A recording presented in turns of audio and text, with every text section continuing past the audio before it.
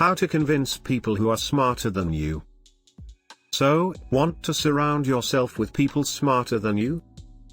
Think pull, not push. You can't sell them, they have to sell themselves on your business, your brand, and your people. They need to see, not just be told, the potential for growth. To see, not just hear, the opportunity to find a sense of real meaning.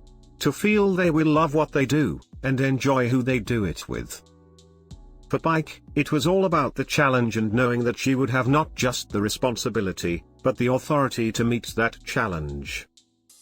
As Steve Jobs said, we don't hire smart people so we can tell them what to do.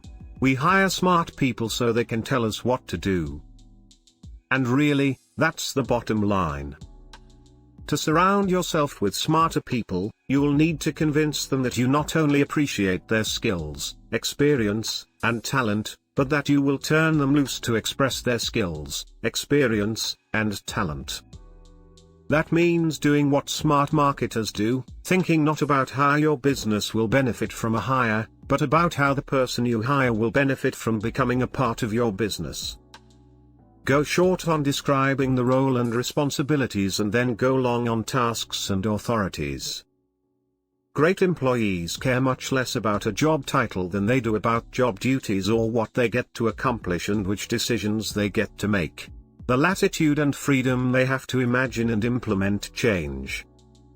To hire someone smarter than you, you'll need to convince that person you will actually let them be smarter than you. Because smart people don't just want to be smart. They want to do smart. Which is exactly what your business needs.